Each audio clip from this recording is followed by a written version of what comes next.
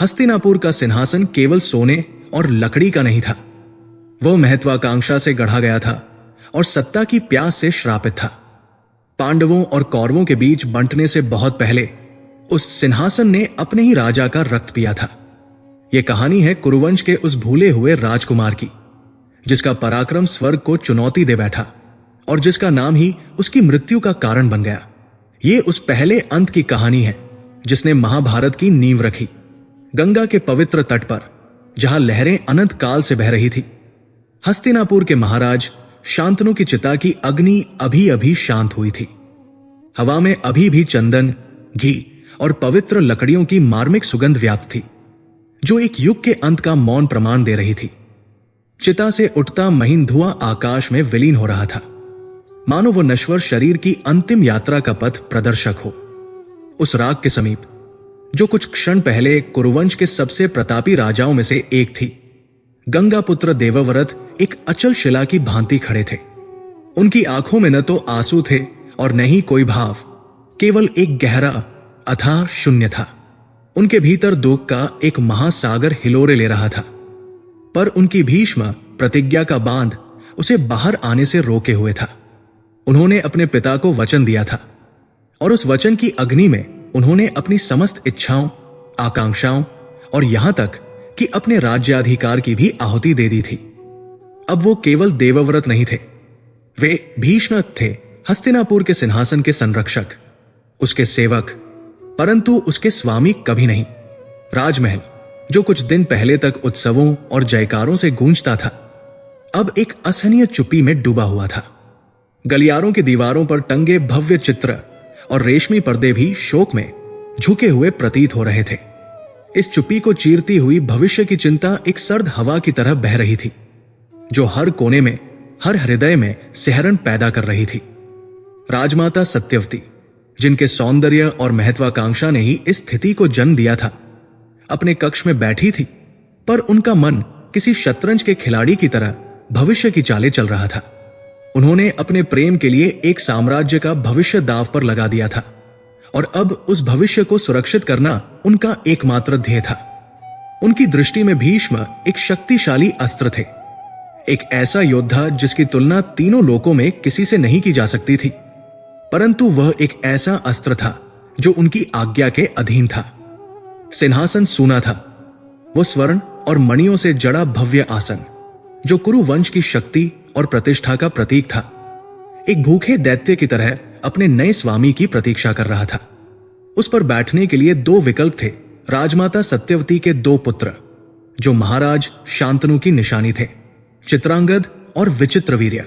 वे दोनों ही भीष्म के सौतेले भाई थे, परंतु भीष्म के लिए वे हस्तिनापुर के भविष्य थे, उनकी प्रतिज्ञा के जीवित प्रमाण थे। ज्येष्ठ पुत्र होने के नाते चित्रांगद का अधिकार निर्विवाद था। राजसभा में जब भीष्म ने उसका नाम प्रस्तावित किया तो किसी ने विरोध करने का साहस नहीं किया। भीष्म की वाणी में हस्तिनापुर की इच्छा समाहित थी। राज्याभिषेक की तैयारियां आरंभ हुई, परंतु उन तैयारियों के पीछे एक अनकहा तनाव था। चित्रांगद युवा था, उसकी भुजाओं में सागर की अनियंत्रित लहरों जितनी शक्ति थी और उसकी आंखों में दोपहर के सूर्य का सा तेज। उसका शरीर किसी कुशल शिल्पी द्वारा गढ़ी गई प्रतिमा की तरह सुगठित था। भीष्म ने स्वयं उसे शस्त्र और शास्त्र की शिक्षा दी थी। उन्होंने उसे द्वंद्व युद्ध के हर कौशल, व्यूह रचना के हर रहस्य और राजधर्म के हर सिद्धांत से अवगत कराया था। चित्रांगद एक असाधारण शिष्य सिद्ध हुआ था। उसका गदा प्रहार इतना शक्तिशाली था कि धरती कांप जाती थी और उसके धनुष से निकला बाण ध्वनि की गति को भी मात दे देता था। जिस दिन चित्रांगद ने हस्तिनापुर का रत्न जड़ित मुकुट अपने शीश पर धारण किया, ऐसा प्रतीत हुआ मानो कुरुवंश का भविष्य एक बार फिर स्वर्णिम अक्षरों में लिखा जा चुका है। प्रजा ने जयकारे लगाए, ब्राह्मणों ने वेद मंत्रों का उच्चारण किया और देवलोक से देवताओं ने पुष्प वर्षा की। ऐसा लगा मानो हस्तिनापुर ने अपने खोए हुए गौरव को पुनः पा लिया है। भीष्म एक कोने में खड़े ये सब देख रहे थे। उनके चेहरे पर संतोष का भाव था, परंतु उनकी अनुभवी आंखों के पीछे चिंता के बादल घिरने लगे थे। वो जानते थे कि सिंहासन केवल अधिकार और कर्तव्य का भार ही नहीं लाता, वो अहंकार का एक सूक्ष्म बीज भी बोता है।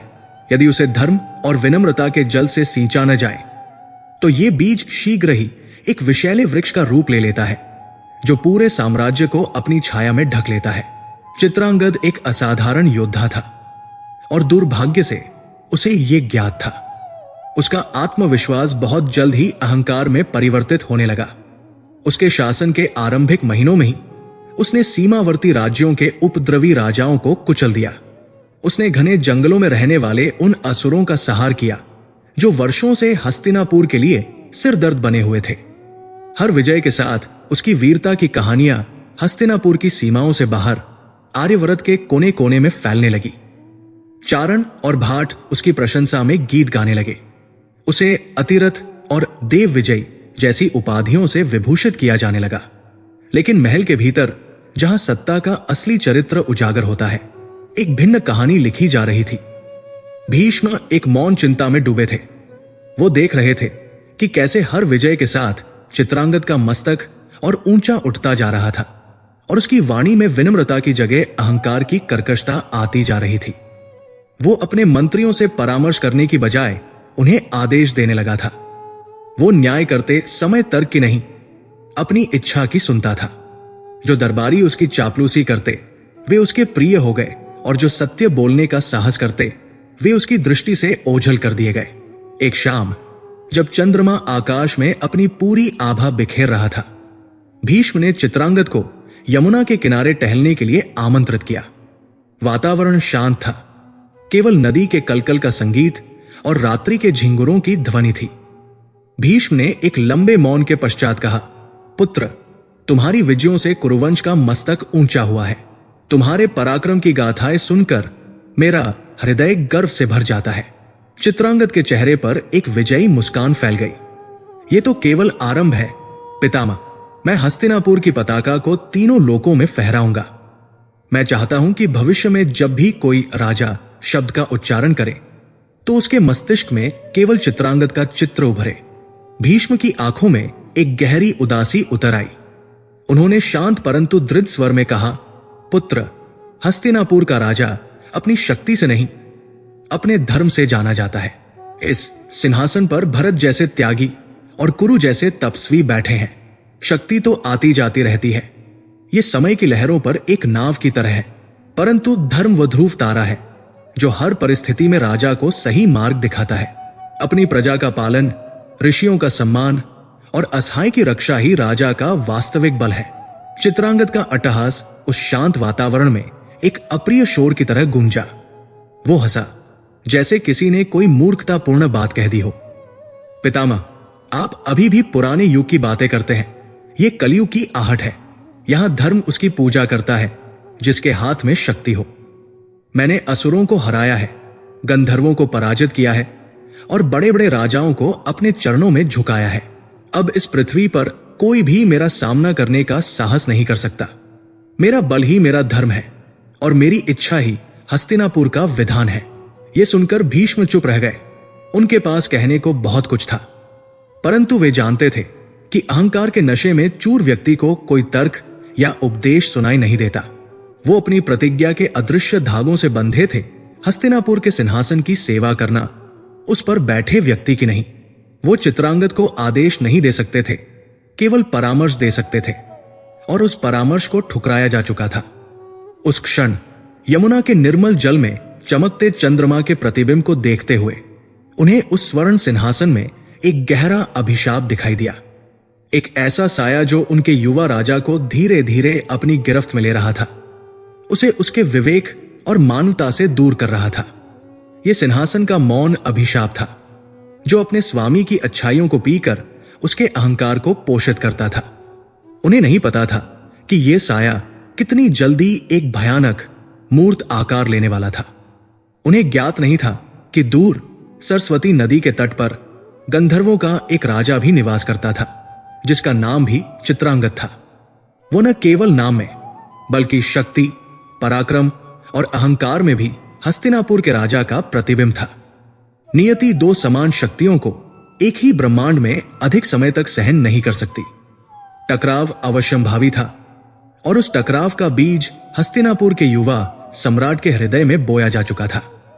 भीष्म केवल प्रतीक्षा कर सकते थे, एक असहाय संरक्षक की तरह, उस भयानक भविष्य को अपनी ओर बढ़ते हुए देखने के लिए, जिसे बदलने की शक्ति अब उनके हाथों में नहीं थी। राजमहल के गलियारों में बहने वाली चिंता की सर्द हवा अब एक बर्फीले तूफान में बदलने वाली थी, जो हस्तिनापुर के भविष्य को अपने साथ उड़ा ले जाने के लिए तैयार था। हस्तिनापुर के सम्राट चित्रांगद का पराक्रम अब केवल धरती के धूल भरे मैदानों और घने वनों तक सीमित नहीं रहा। उसकी ख्याति एक तीव्रगामी अश्व की तरह दौड़ती हुई पर्वतों को लांघकर, नदियों को पार कर, देवलोक के नंदनवन और गंधर्वलोक की रहस्यमयी घाटियों तक पहुंचने लगी थी। उसकी तलवार की चमक अब सूर्य की किरणों से होड़ लेने लगी थी और उसके विजय का डंका बादलों की गर्जना को भी फीका कर रहा था। उसने एक के बाद एक कई अहंकारी राजाओं को धूल चटाई, उनके स्वर्ण मुकुट अपने चरणों में रखकर उन्हें जीवन दान दिया और उनकी सेनाओं को अपनी विशाल सेना का अंग बना लिया। यहां तक कि उसने दुस्साहस कर पाताल के कुछ असुरों को भी पराजित किया, जो कभी कभी धरती पर उपद्रव करने चले आते थे। हर विजय उसके अहंकार के भवन पर एक नया पत्थर रख देती थी, और अब यह भवन इतना ऊंचा हो चुका था कि उसकी चोटी से उसे पूरी सृष्टि बौनी नजर आने लगी थी। अब वो स्वयं को केवल राजा या सम्राट नहीं, अपितु त्रिभुवन विजेता समझने लगा था। एक ऐसी उपाधि जो केवल इंद्र जैसे देवताओं के लिए आरक्षित थी। हस्तिनापुर में उसका दरबार, जो कभी विद्वानों के शास्त्रार्थ और न्याय की गंभीर चर्चाओं से गूंजता था, अब उसकी प्रशंसा करने वाले चाटुकारों और भाटों का अखाड़ा बन चुका था। वे उसकी हर सांस पर कविताएं गढ़ते, उसकी हर भंगिमा में देवत्व का अंश ढूंढते और उसके क्रोध को प्रलय का रूपक देते। सत्य और विवेक ने उस राजसभा से मुंह मोड़ लिया था। जो मंत्री कभी नीति और धर्म की बात करते थे, वे या तो मौन हो गए थे या राज्य के किसी दूर दराज के कोने में भेज दिए गए थे। उनकी जगह उन लोगों ने ले ली थी जो जानते थे कि सम्राट को क्या सुनना पसंद है। चित्रांगद को अब किसी से सलाह की आवश्यकता नहीं थी, यहां तक कि गंगा पुत्र भीष्म से भी नहीं, जिनकी बुद्धि और अनुभव का लोहा तीनों लोक मानते थे। जब भी भीष्म उसे संयम और धर्म का पाठ पढ़ाने का प्रयास करते, चित्रांगद एक उपेक्षापूर्ण मुस्कान के साथ उनकी बातें अनसुनी कर देता। वो कहता, पितामह, आपके सिद्धांत उस युग के लिए थे जब राजाओं को ऋषियों के श्राप का भय होता था। मेरा खड्ग ही मेरा विधान है और मेरी इच्छा ही धर्म है। उसकी शक्ति अब केवल एक साधन नहीं रही थी, वो उसका नशा बन चुकी थी, एक ऐसी मदिरा जिसने उसके विवेक को पूरी तरह हर लिया था। वो ये भूल गया था कि ब्रह्मांड में उससे भी बड़ी शक्तियां मौजूद हैं, ऐसी शक्तियां जो न तो तलवार से जीती जा सकती हैं और न ही सेनाओं से झुकाई जा सकती है। उसी समय जब चित्रांगद अपने अहंकार के शिखर पर बैठा स्वयं को ईश्वर समझ रहा था, हिमालय की बर्फीली चोटियों के पार, उन अदृश्य लोकों में जहां मॉर्टल्स का प्रवेश वर्जित है, गंधर्वलोक में जीवन अपने अलौकिक संगीत और नृत्य की लय में बह रहा था। वहां के राजा ने, जो अपने दूतों और अप्सराओं के साथ एक स्फटिक के महल में विराजमान था, पहली बार एक नश्वर मानव की बढ़ती प्रसिद्धि के बारे में सुना। उस गंधर्व राजा का नाम भी चित्रांगद था। यह केवल एक संयोग नहीं था, यह नियति का एक क्रूर उपहास था। परंतु यह गंधर्व राजा धरती के सम्राट से हर अर्थ में भिन्न था। उसकी शक्ति उसकी भुजाओं में नहीं, उसकी कला में थी।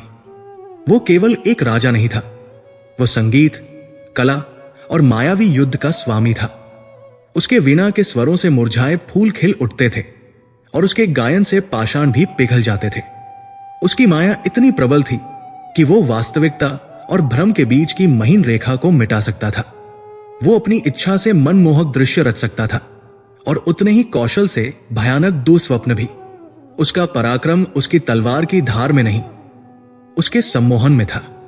जब उसके दूतों ने उसे बताया कि पृथ्वी लोक का एक राजा, जो उसी का नाम धारण करता है, स्वयं को त्रिभुवन विजेता और अपराजय कहलवा रहा है, तो गंधर्वराज चित्रांगद के अधरों पर एक रहस्यमयी मुस्कान फैल गई। उसकी आंखों में, जिनमें ब्रह्मांड के अनगिनत रहस्य तैर रहे थे, एक कौतुक का भाव जागा। यह केवल नाम का टकराव नहीं था, यह अहंकार की प्रतिध्वनि थी। एक ही नाम के दो अहंकार एक ही आकाश के नीचे नहीं रह सकते थे। गंधर्व राजा को लगा कि मॉर्टल्स, नश्वर मानवों का ये घमंड देवताओं का अपमान है। एक ऐसा जीव जिसका जीवन कुछ दशकों तक सीमित है, जो रोग और मृत्यु के अधीन है, वो स्वयं को अजेय कैसे कह सकता है? उसने फैसला किया कि इस मानव राजा को सबक सिखाना आवश्यक है, उसे उसकी सीमाओं का बोध कराना अनिवार्य है। लेकिन उसने हस्तिनापुर पर सीधे आक्रमण की घोषणा नहीं की। वो जानता था कि स्थूल युद्ध असभ्य और कलाहीन होता है। उसने अपनी माया का जाल बिछाने का निश्चय किया, एक ऐसा जाल जो दिखाई न दे, परंतु जो धीरे धीरे शिकार के मन और आत्मा को जकड़ ले। वो चित्रांगद को युद्ध के मैदान में नहीं, बल्कि उसके अपने मस्तिष्क के भीतर पराजित करना चाहता था। और इस प्रकार हस्तिनापुर में अजीब और अस्वाभाविक घटनाएं घटने लगी। सबसे पहले राजमहल के बगीचों के सारे फूल एक ही रात में बिना किसी कारण के मुरझा गए। उनकी रंगत चली गई और वे कागज की तरह शुष्क हो गए। फिर चित्रांगद के प्रिय अश्व, जो अपनी गति और शक्ति के लिए विख्यात था, बिना किसी बीमारी के अस्तबल में मृत पाया गया। उसकी आंखों में एक अनजाना भय जमा हुआ था।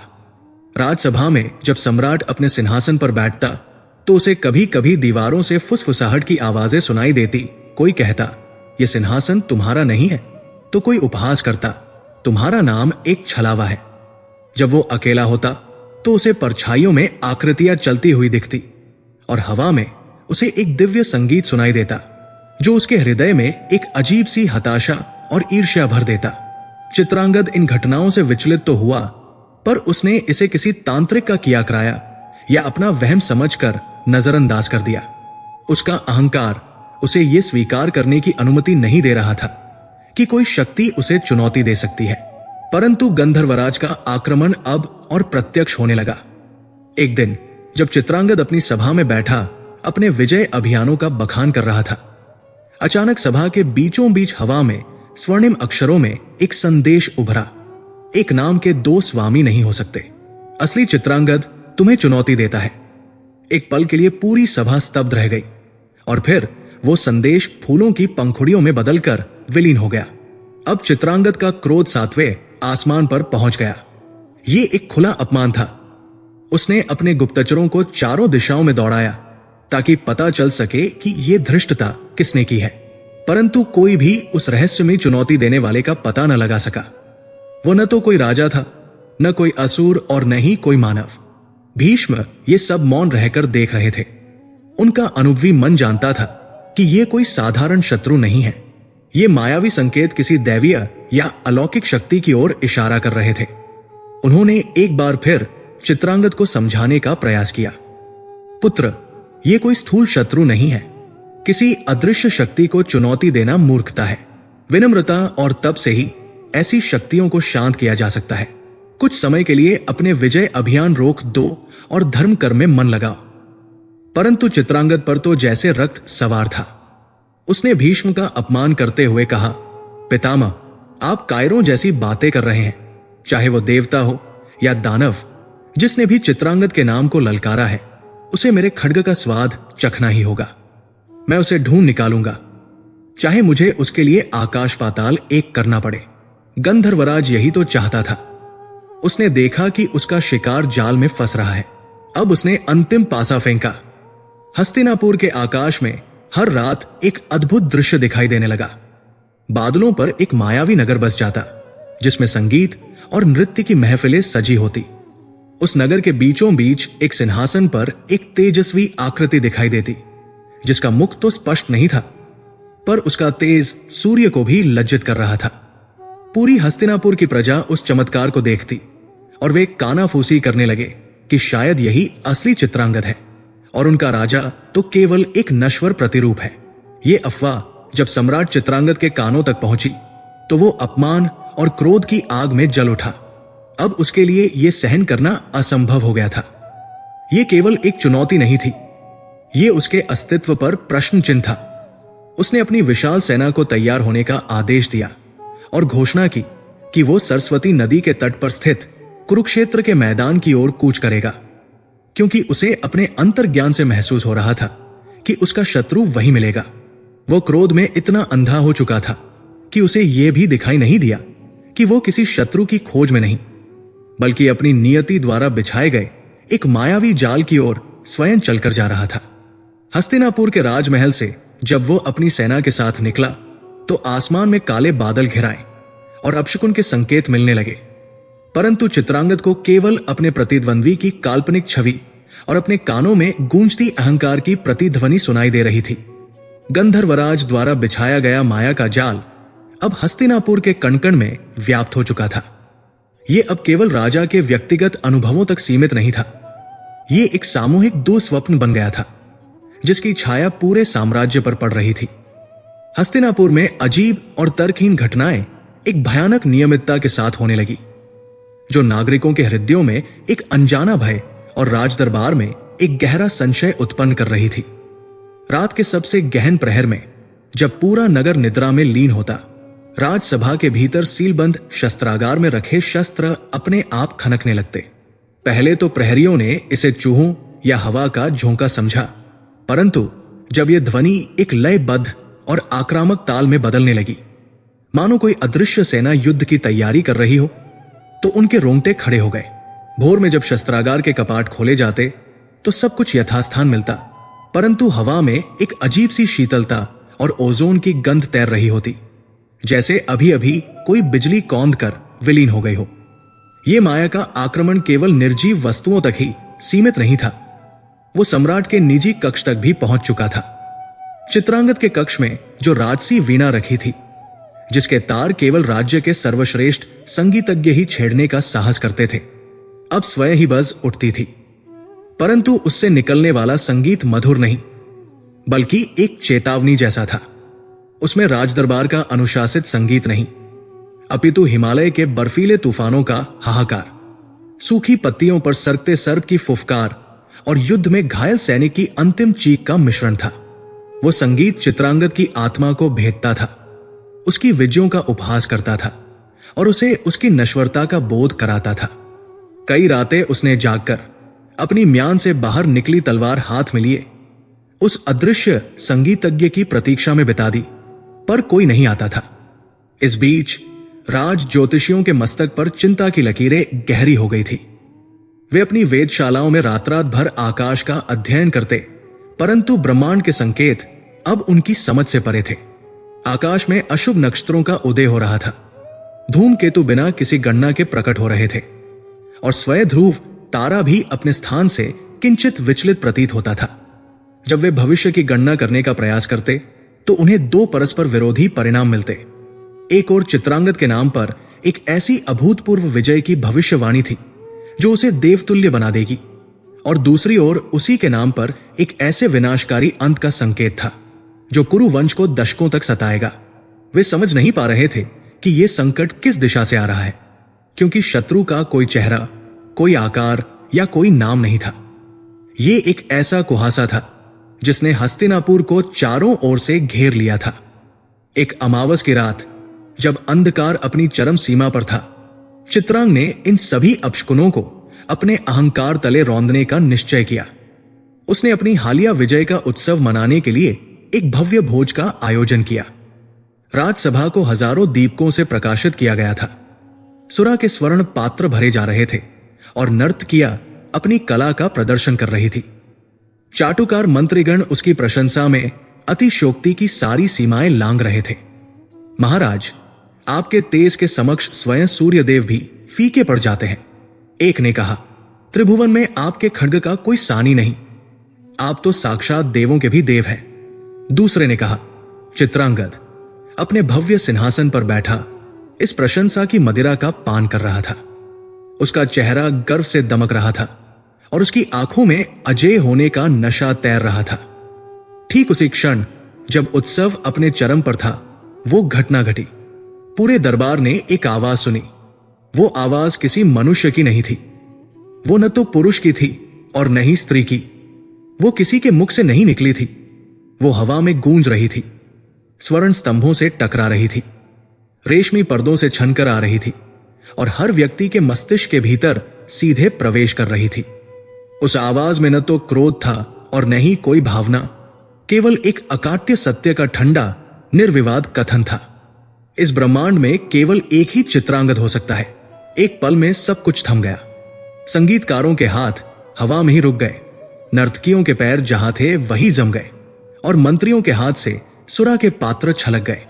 हजारों दीपकों की रोशनी के बावजूद सभा में एक बर्फीला अंधकार छा गया। सभी की आंखें भय से चौड़ी हो गई। कई दुर्बल हृदय वाले दरबारी तो मूर्छित होकर गिर पड़े।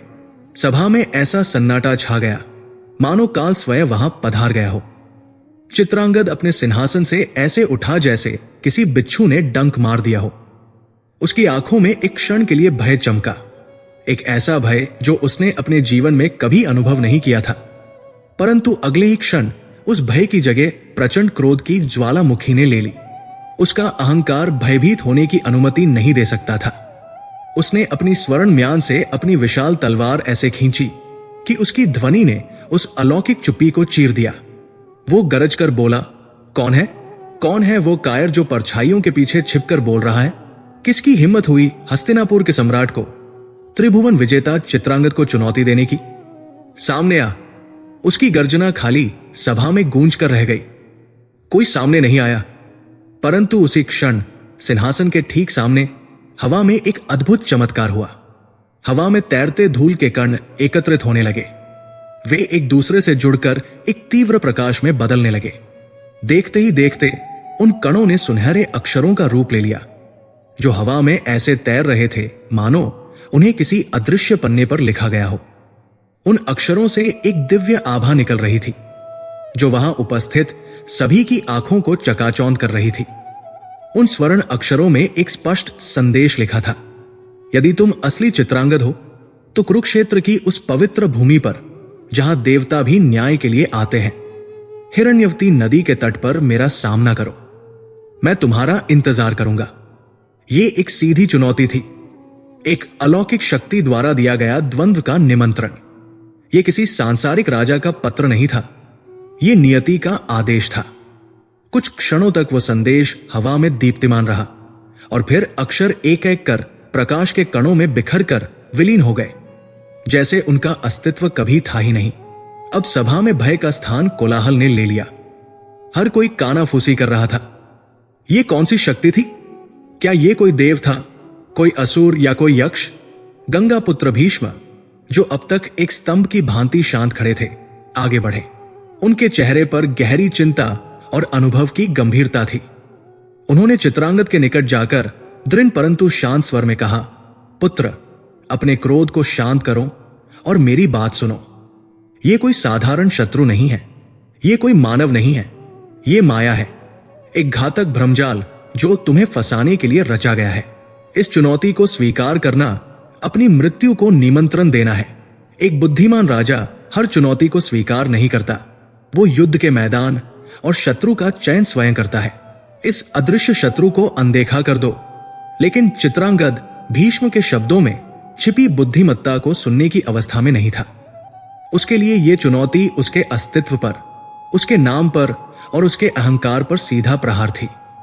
भीष्म का परामर्श उसे एक कायरतापूर्ण पलायन लगा। वो उपहासपूर्वक हंसा, पितामह, आप सिंहासन की चिंता न करें, उसकी रक्षा के लिए मेरा खड्ग ही पर्याप्त है। आप अपनी प्रतिज्ञा के कारण युद्ध की उत्तेजना को भूल चुके हैं। एक क्षत्रिय के लिए, विशेषकर एक राजा के लिए, युद्ध के मैदान से मुख मोड़ने से बड़ा कोई पाप नहीं है। चाहे वो मायावी हो या स्वयं मृत्यु, मैं उसे दिखा दूंगा कि कुरुवंश का राजा किसी भी चुनौती से नहीं डरता। मैं कुरुक्षेत्र जाऊंगा और उस पाखंडी को बताऊंगा कि इस धरती और आकाश पर असली चित्रांगद कौन है। भीष्म के पास अब कहने को कुछ नहीं बचा था। उन्होंने देख लिया था कि अहंकार ने चित्रांगद के विवेक के सारे द्वार बंद कर दिए हैं। वो अपनी प्रतिज्ञा से बंधे थे। वो राजा को आदेश नहीं दे सकते थे, केवल सलाह दे सकते थे, और सलाह अस्वीकार की जा चुकी थी।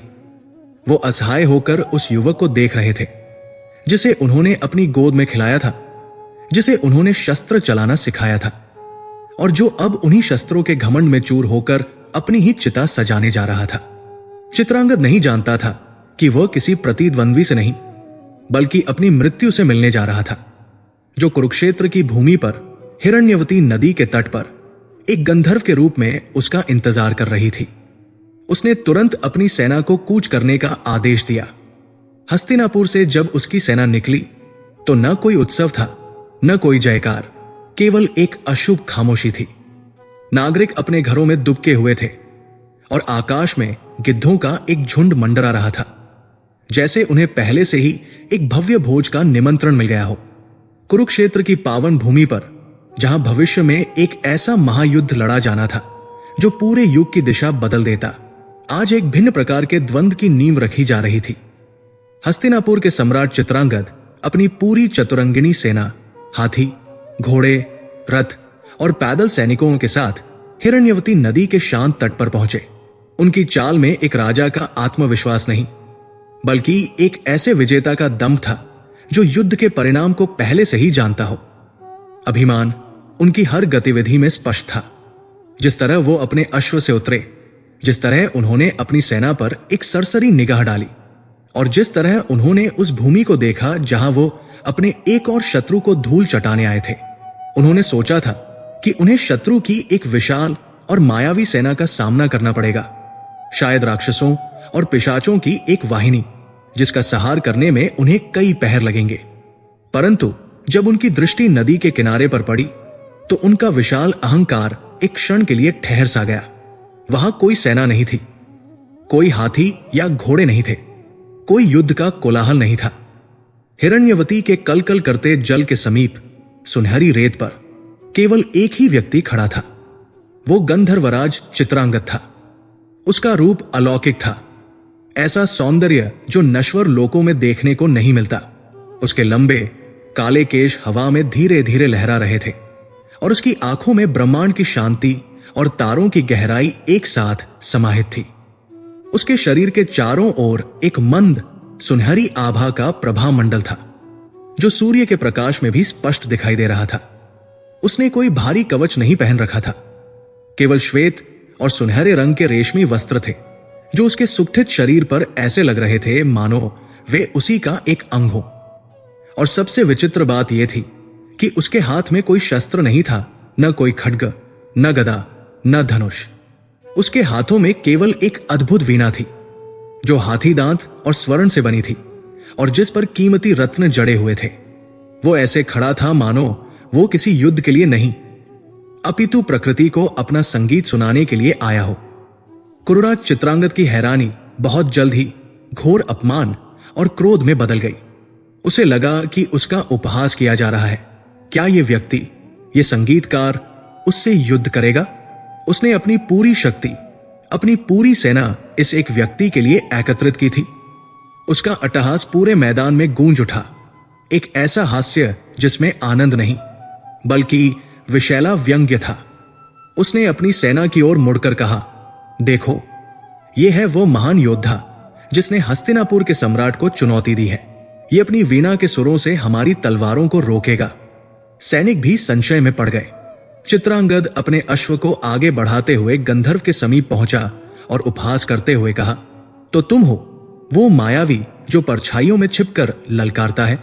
मैंने सोचा था कि तुम कोई पराक्रमी असुर या अभिमानी देव होगे, पर तुम तो केवल एक चारण निकले। क्या तुम इस वीणा से मेरा सामना करोगे? क्या तुम संगीत से मेरे लोहे के अस्त्रों को काटोगे? गंधर्वराज के अधरों पर वही रहस्यमयी मुस्कान खिली रही। उसकी शांत आंखों ने एक पल के लिए कुरुराज के क्रोधित चेहरे को देखा और फिर उसकी विशाल सेना का अवलोकन किया। उसकी आवाज में नदी के प्रवाह जैसी सहजता और शांति थी। उसने कहा, राजन, तुम्हारे और मेरे संसार में बहुत भेद है। तुम स्थूल को ही शक्ति मानते हो और मैं सूक्ष्म को। तुम लोहे के प्रहार को युद्ध समझते हो और मैं चेतना के टकराव को। मेरे लिए शस्त्र और संगीत में कोई भेद नहीं है, क्योंकि दोनों का ही जन्म ध्वनि और लय से होता है। तुम्हारी तलवार मृत्यु का संगीत उत्पन्न करती है और मेरी वीणा का संगीत स्वयं एक शस्त्र बन सकता है। यह दार्शनिक उत्तर चित्रांगद की समझ से परे था। उसने इसे केवल शब्दों का आडंबर समझा। उसका धैर्य अब समाप्त हो चुका था। उसने अपनी तलवार म्यान से बाहर निकाली, जिसकी चमक से सैनिकों की आंखें चौंधिया गई, और उसने युद्ध की घोषणा की। शब्दों का समय समाप्त हुआ। गंधर्व अब केवल शस्त्र बोलेंगे और युद्ध शुरू हो गया। वो एक ऐसा युद्ध था जिसकी कल्पना किसी ने नहीं की थी। चित्रांगद, जो द्वंद्व युद्ध का स्वामी था, ने अपनी पूरी शक्ति से पहला प्रहार किया। उसने अपने विशाल धनुष पर एक ऐसा बाण चढ़ाया जिस पर स्वयं इंद्रास्त्र का आवाहन किया गया था। मंत्रोच्चार के साथ जब उसने वो बाण छोड़ा तो हवा में एक भयंकर सरसराहट हुई और ऐसा लगा मानो आकाश से कोई उल्कापिंड टूटकर गंधर्व की ओर बढ़ रहा हो। गंधर्वराज अपनी जगह से 1 इंच भी नहीं हिला। जैसे ही बाण उसके निकट पहुंचा, उसने शांति से अपनी वीणा का एक तार छेड़ा। केवल एक तार। उससे एक ऐसा मधुर परंतु तीव्र स्वर निकला जो पहले तो बहुत धीमा था पर फिर बढ़ता ही चला गया। उस स्वर ने एक अदृश्य पारदर्शी दीवार बना दी। जब वो प्रलयंकारी बाण उस ध्वनित्रंग से टकराया तो एक क्षण के लिए सब कुछ मौन हो गया। फिर एक विस्फोट हुआ, परंतु उसमें कोई अग्नि नहीं थी, केवल शुद्ध प्रकाश था। वो शक्तिशाली बाण हवा में ही भस्म होकर सुनहरी धूल में परिवर्तित हो गया और धीरे धीरे भूमि पर बिखर गया। चित्रांगद और उसकी पूरी सेना स्तब्ध रह गई। ये असंभव था। ये किसी भी युद्ध शास्त्र के नियमों के विरुद्ध था। चित्रांगद का चेहरा क्रोध और अविश्वास से लाल हो गया। उसने सोचा कि यह कोई संयोग या कोई दृष्टिभ्रम है। उसने एक के बाद एक 10 बाण चलाए। हर बाण पर एक भिन्न देवता का आवाहन किया, परंतु परिणाम वही रहा। गंधर्वराज अपनी वीणा पर एक छोटी सी धुन बजाता और हर बाण उसके पास पहुंचने से पहले ही या तो फूल बनकर बिखर जाता, या दिशा बदलकर आकाश में विलीन हो जाता, या फिर पानी बनकर नदी में गिर जाता। अब चित्रांगद का क्रोध उन्माद में बदल गया। उसने धनुष फेंककर अपनी गदा उठाई और गंधर्व की ओर दौड़ा। जैसे ही वो प्रहार करने के लिए निकट पहुंचा, गंधर्व ने अपनी वीणा पर एक तीव्र और जटिल राग छेड़ दिया। उस संगीत से भूमि में कंपन होने लगा। चित्रांगद ने देखा कि उसके चारों ओर की धरती दलदल में बदल रही है। उसके पैर घुटनों तक धंस गए। उसने पूरी शक्ति से गदा घुमाई, परंतु संगीत की माया ने हवा को इतना सघन कर दिया था कि उसकी गदा की गति धीमी पड़ गई, मानो वो पानी के भीतर शस्त्र चला रहा हो। गंधर्वराज ने अब अपनी माया का प्रदर्शन आरंभ किया। कभी वो 1 से 100 हो जाता और 100 के 100 गंधर्व एक ही लय में वीणा बजा रहे होते, जिससे चित्रांगद भ्रमित हो जाता कि असली शत्रु कौन है। वो जिस पर भी प्रहार करता वो एक धुएं के बादल में परिवर्तित हो जाता, तो कभी वो पूरी तरह अदृश्य हो जाता और उसकी वीणा का संगीत चारों दिशाओं से आने लगता, जो कुरुराज के कानों में एक उपहास की तरह बजता। पूरा युद्ध क्षेत्र उसकी माया का एक विशाल रंगमंच बन गया था और चित्रांगद उसमें एक असहाय कठपुतली की तरह नाच रहा था। उसके सैनिक, जो अपने राजा की अजेय शक्ति देखने आए थे, अब भय से कांप रहे थे। उन्होंने अपने जीवन में ऐसा युद्ध कभी नहीं देखा था, जहां शत्रु न तो दिखाई दे और न ही उस पर कोई शस्त्र काम करे। शाम तक चित्रांगद की सेना का धैर्य जवाब दे गया। वे उस अलौकिक आतंक को और नहीं झेल सके। वे अपने राजा को असहाय छोड़कर भयभीत होकर पीछे हट गए, हस्तिनापुर की ओर भाग खड़े हुए। अब उस विशाल मैदान में चित्रांगद अकेला, थका हुआ और पसीने में लथपथ खड़ा था। उसका कवच उसके अपने ही पसीने के भार से भारी हो गया था। उसके हाथ कांप रहे थे और उसकी सांस किसी धौंकनी की तरह चल रही थी। उसने जीवन में पहली बार अपनी उस शक्ति को, जिस पर उसे देवों से भी अधिक विश्वास था, किसी के सामने इतना निर्बल और असहाय पाया था। गंधर्व ने अपनी वीणा का वादन बंद कर दिया। युद्ध क्षेत्र में पुनः शांति छा गई। वो चित्रांगद के समीप आया। उसकी आंखों में अब भी वही शांति थी, परंतु उसमें किंचित करुणा का भाव भी जुड़ गया था। उसने कहा, अभी भी समय है राजन। तुमने देख लिया कि शक्ति के कई रूप होते हैं और तुम्हारा रूप सर्वश्रेष्ठ नहीं है।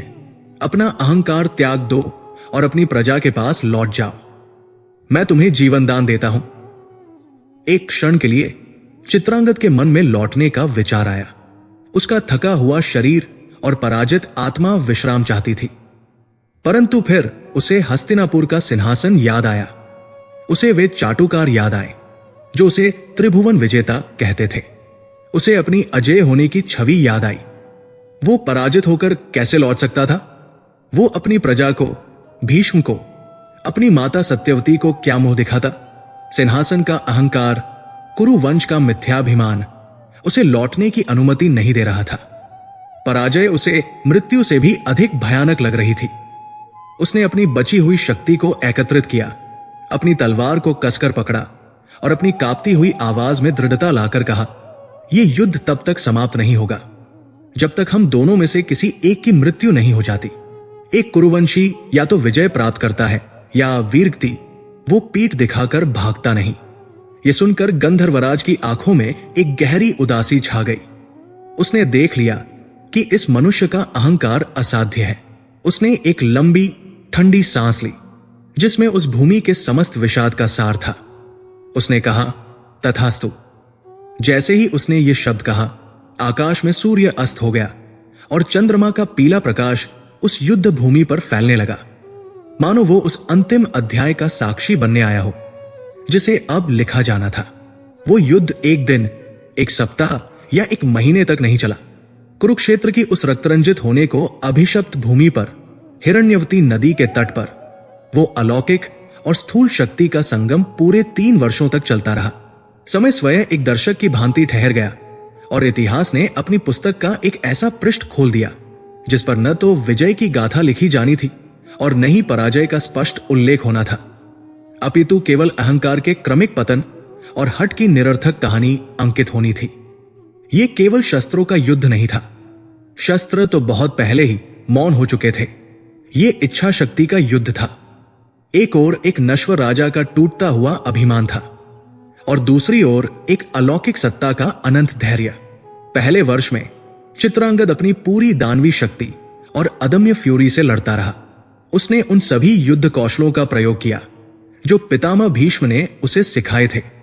उसने व्यूह रचनाएं की, अपनी बची खुची सेना को प्रेरित करने का प्रयास किया और रात्रि के अंधकार में चुपके से आक्रमण करने की योजनाएं बनाई। परंतु उसके हर प्रयास, हर योजना गंधर्वराज की सर्वव्यापी माया के सामने एक बच्चे के रेत के घरौंदे की तरह ढह जाती। यदि वो कोई व्यूह रचता तो गंधर्व का संगीत सैनिकों के मन में ऐसा भ्रम उत्पन्न कर देता कि वे अपने ही साथियों को शत्रु समझकर लड़ने लगते। यदि वह रात्रि में आक्रमण करता तो गंधर्व आकाश में हजारों चंद्रमा उगा देता जिनकी शीतल रोशनी में हर पत्ता तक स्पष्ट दिखाई देने लगता और आक्रमण की गोपनीयता समाप्त हो जाती। हस्तिनापुर में, जहां अब केवल अफवाहें और भय लौटकर आते थे, राज्य की आत्मा धीरे धीरे खोखली हो रही थी। जो सैनिक युद्ध के पहले वर्ष में किसी तरह बचकर लौटे थे, वे ऐसी अविश्वसनीय कहानियां सुनाते थे जिन्हें सुनकर लोग या तो उन पर हंसते थे या भय से कांपने लगते थे। राज्य का खजाना, जो कभी स्वर्ण और रत्नों से भरा रहता था, अब अपने सम्राट के इस अंतहीन और अदृश्य युद्ध की अग्नि में स्वाहा होने लगा था। नई सेनाओं की भर्ती, नए शस्त्रों का निर्माण और रसद की आपूर्ति ने राजकोष को सुखा दिया था। किसानों पर कर का बोझ बढ़ गया था। व्यापारी व्यापार करने से डरने लगे थे और राज्य में एक मौन अशांति फैल गई थी। गलियों में अब चित्रांगद की वीरता के गीत नहीं, बल्कि उसके हठ और पागलपन के किस्से फुसफुसाए जाते थे। राजमाता सत्यवती अपने कक्ष में बंद रहती। उनका सौंदर्य चिंता की अग्नि में झुलस गया था। जिस सिंहासन के लिए उन्होंने इतना कुछ दांव पर लगाया था, वही सिंहासन अब उनके अपने पुत्र के कारण एक अभिशाप बनता जा रहा था। भीष्म अपनी प्रतिज्ञा से बंधे असहाय होकर ये सब देख रहे थे। वे दिन में राज्य का संचालन करते और रात में गंगा के तट पर खड़े होकर अपने उस हठी भाई के लिए प्रार्थना करते जो अपनी झूठी शान के लिए एक पूरे साम्राज्य को बलि चढ़ाने पर तुला हुआ था। दूसरे वर्ष ने प्रवेश किया और युद्ध का स्वरूप और भी भयानक हो गया। अब यह शक्ति का प्रदर्शन नहीं, बल्कि एक मनोवैज्ञानिक यंत्रणा का रूप ले चुका था। चित्रांगद अब अपनी सेना या शस्त्रों पर निर्भर नहीं था। वो अकेला लड़ रहा था। कुरुक्षेत्र के मैदान में वर्षा ऋतु आई और हफ्तों तक मूसलाधार बारिश होती रही। चित्रांगद कीचड़ और पानी में लथपथ अपनी तलवार लिए खड़ा रहता और गंधर्वराज एक सूखे पत्ते पर बैठकर अपनी वीणा से वर्षा के सुरों को नियंत्रित करता। फिर शीत ऋतु आई और मैदान बर्फ की सफेद चादर से ढक गया। चित्रांगद के शरीर पर वस्त्र लगभग फट चुके थे। उसका शरीर ठंड से नीला पड़ गया था, पर वो अपनी जगह से नहीं हिला। गंधर्व की माया अब उसे युद्ध के दृश्य नहीं, बल्कि उसके अपने मन के भय दिखाती। कभी उसे हस्तिनापुर का सिंहासन खाली दिखाई देता, तो कभी उस पर पितामह भीष्म शांति से बैठे राज्य करते नजर आते। उसे अपनी प्रजा की भूखी और पीड़ित आंखें दिखाई देती, जो उससे प्रश्न कर रही थी। उसे अपनी माता सत्यवती के आंसू दिखाई देते। हर दृश्य उसके हृदय पर एक नए घाव की तरह लगता। इन 2 वर्षों में चित्रांगद का अहंकार धीरे धीरे टूटकर बिखर गया। उसका शरीर थक चुका था, उसकी मांसपेशियां जवाब दे चुकी थी और उसकी आत्मा पर निराशा की एक मोटी परत जम गई थी।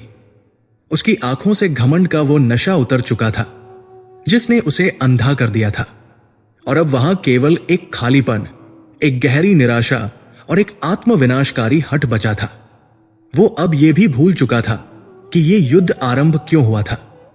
वो अब सिंहासन या अपने नाम के लिए नहीं, बल्कि केवल अपने अस्तित्व को सिद्ध करने के लिए लड़ रहा था। लड़ना ही अब उसकी एकमात्र पहचान बन गया था। रुक जाने का अर्थ था अपने अस्तित्व को नकार देना, अपनी हार को स्वीकार कर लेना, जो उसके लिए मृत्यु से भी बदतर था।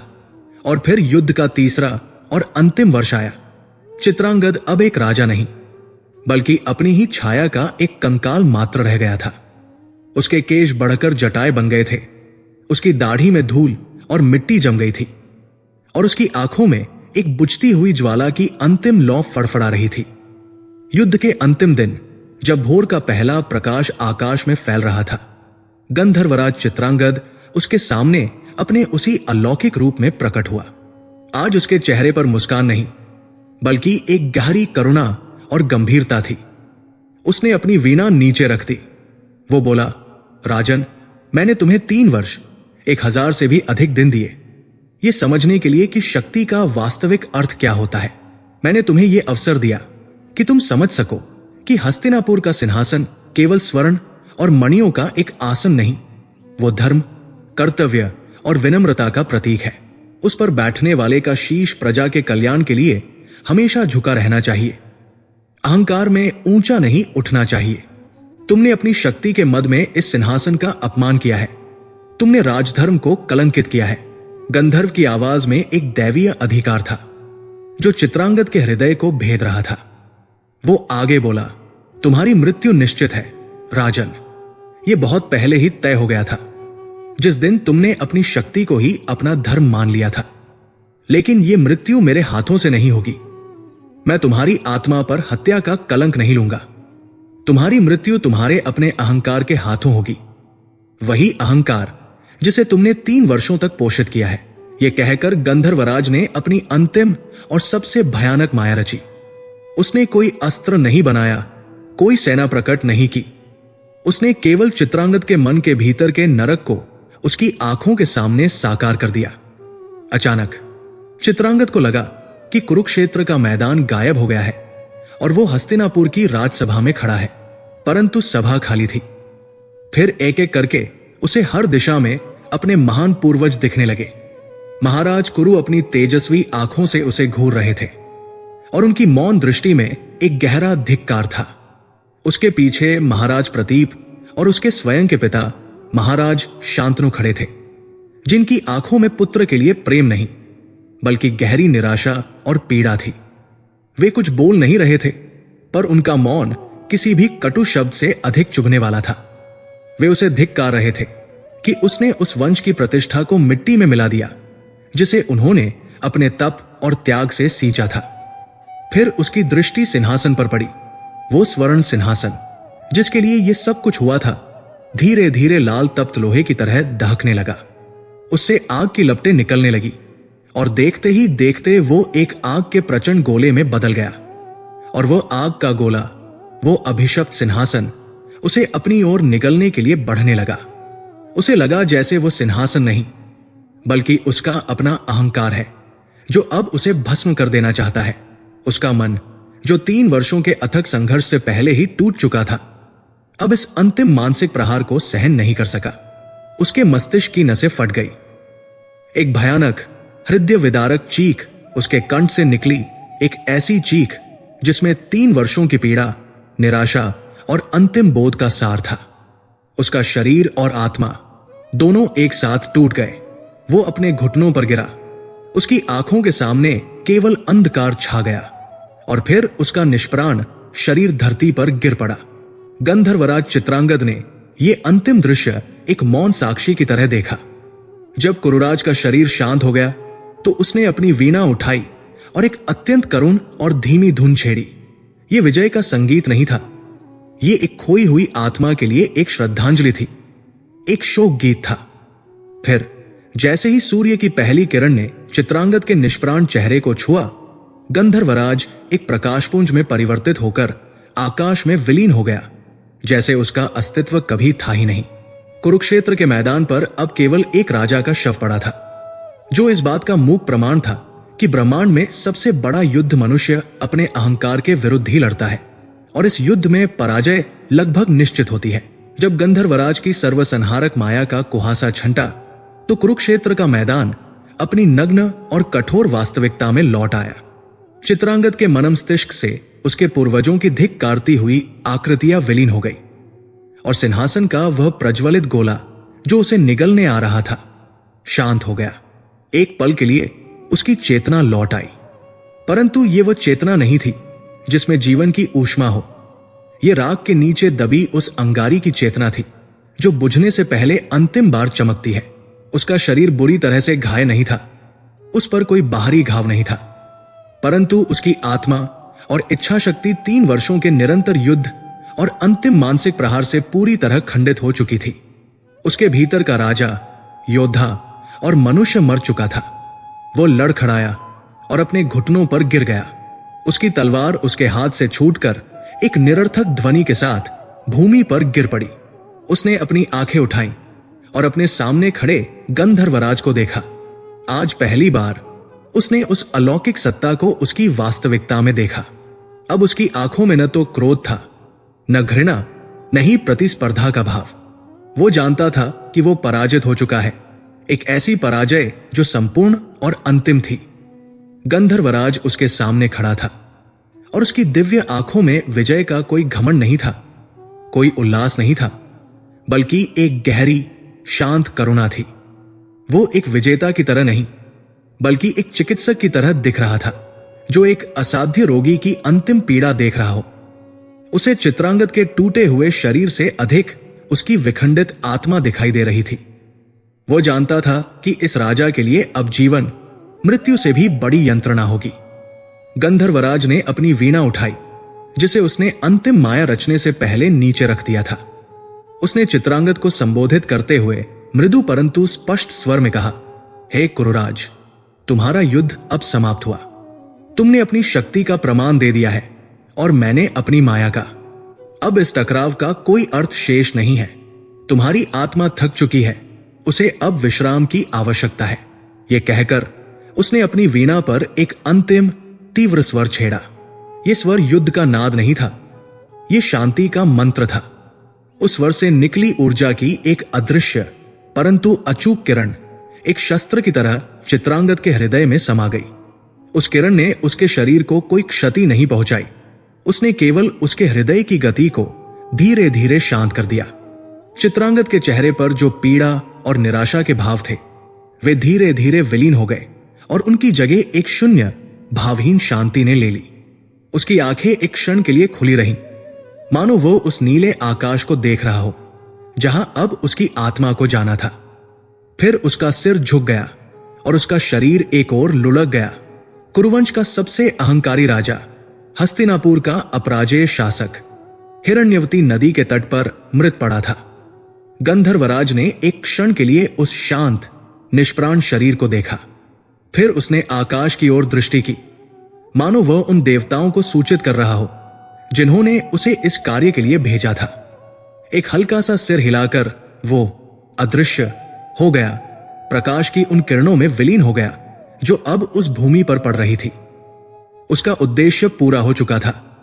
उसने एक राजा की हत्या नहीं की थी, उसने केवल नियति के एक निर्णय को कार्यान्वित किया था।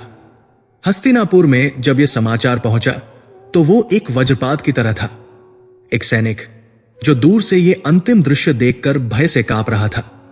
किसी तरह राजधानी पहुंचा और उसने राजसभा में ये अविश्वसनीय वृत्तांत सुनाया। राजमाता सत्यवती ये सुनते ही मूर्छित हो गई।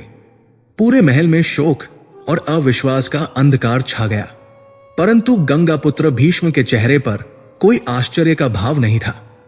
उनके हृदय में दुख का सागर उमड़ रहा था, परंतु उनका मस्तिष्क जानता था कि यह अवश्यंभावी था। उन्होंने तुरंत अपना रथ तैयार करने का आदेश दिया। वे अकेले ही कुरुक्षेत्र की ओर चल पड़े, उस अंतिम कर्तव्य को पूरा करने के लिए जो एक संरक्षक का होता है। जब भीष्म युद्ध भूमि पहुंचे तो सूर्य आकाश में चढ़ चुका था। उन्होंने दूर से ही अपने प्रिय भतीजे, अपने शिष्य के शव को भूमि पर पड़े देखा। वो दृश्य किसी भी शब्द से अधिक मार्मिक था। उन्होंने रथ से उतरकर धीरे धीरे उस शरीर की ओर कदम बढ़ाए। हर कदम के साथ उनके मन में चित्रांगद के बचपन की स्मृतियां कौंध रही थी। कैसे उन्होंने उसे पहली बार शस्त्र पकड़ना सिखाया था, कैसे उसकी बाल सुलभ विजयों पर वे गर्व से मुस्कुराए थे, और कैसे उन्होंने उसे एक आदर्श राजा बनाने का स्वप्न देखा था। आज वो स्वप्न एक शव के रूप में उनके सामने पड़ा था। उन्होंने उस ठंडे शरीर को अपनी बलशाली भुजाओं में, अपनी गोद में उठाया। जिस युवक का मस्तक उन्होंने हस्तिनापुर के मुकुट से सजाया था, आज वो निर्जीव होकर उनके कंधे पर झुका हुआ था। उस क्षण भीष्म की प्रतिज्ञा का कठोर कवच भी उनके आंसुओं को नहीं रोक सका। उनकी आंखों से अश्रुओं की धारा बन निकली, परंतु वे जानते थे कि यह मृत्यु अनिवार्य थी।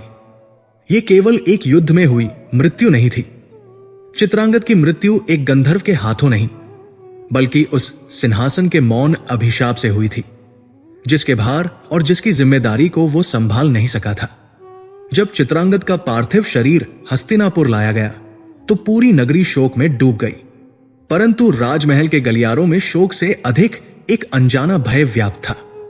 हस्तिनापुर का सिंहासन एक बार फिर खाली था, परंतु इस बार वो केवल खाली नहीं था, वो अपवित्र भी हो चुका था।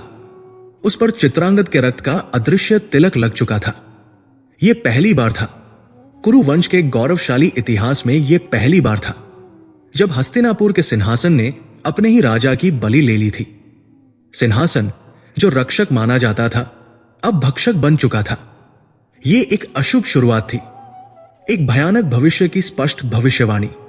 चित्रांगद की मृत्यु केवल एक राजा का अंत नहीं थी, यह एक चेतावनी थी कि हस्तिनापुर का सिंहासन अब केवल सत्ता का केंद्र नहीं, बल्कि विनाश का स्रोत बन चुका है। यह उस महाकाव्य का प्रथम रक्तरंजित पृष्ठ था, जिसकी परिणति इसी कुरुक्षेत्र के मैदान पर होनी थी। यह इस बात का संकेत था कि यही सिंहासन अपनी शक्ति और अधिकार की भूख में एक दिन कुरुवंश के सबसे बड़े विनाश, महाभारत के महासंग्राम का कारण बनेगा और अपने ही वंशजों के रक्त से अपनी प्यास बुझाएगा। चित्रांगद का रक्त तिलक तो केवल एक आरंभ था,